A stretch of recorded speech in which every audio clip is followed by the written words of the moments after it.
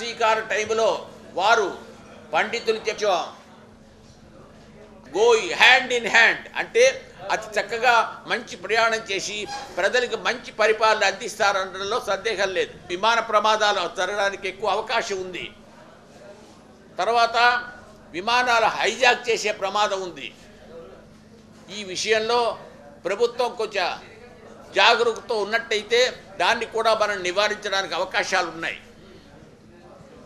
దేశంలో ఎక్కువగా ప్రకృతి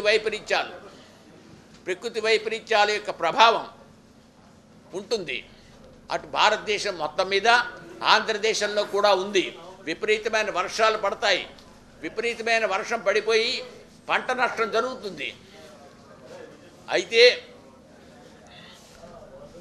ప్రభుత్వం వారు కొంత జాగరూకతతో ఉంటే ప్రజలకు ఇబ్బంది కలగకుండా చేసేటువంటి ఉన్నదని ఘంటాపదంగా చెప్పొచ్చు.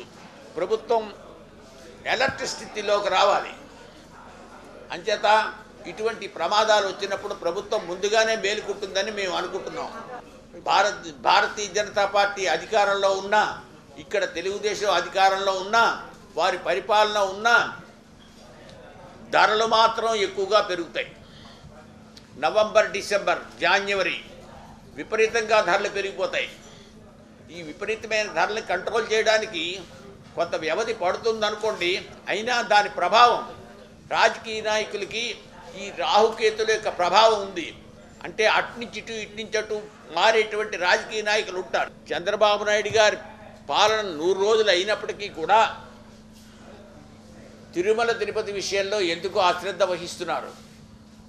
ప్రజల్లో అసహనం పెరిగిపోయింది. చంద్రబాబు నాయుడు గారు వస్తున్నారంటే తిరుమల తిరుపతి దేవస్థానాన్ని ప్రక్షాళన చేస్తారనుకున్నారు. అక్కడ అవినీతి భయం, ఎక్కడ చూసినా అవినీతి భయం ఉంది. ఆ అవినీతి భయాన్ని ఆయన నిర్మూలిస్తారని అనుకున్నాం.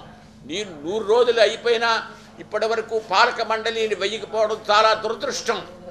పాలక మండలిలో వ్యాపారస్తులకు స్థానం కల్పించకుండా ఉండి పీఠాధిపతులకి మఠాధిపతులకి అవకాశం కల్పించి వెంటనే చర్య తీసుకోవాలి. అక్కడ అరాచకం ఉంది. సామాన్య ప్రజలు అనేకమైన ఘోరమైనటువంటి పరిస్థితులు ఎదుర్కొంటున్నారు.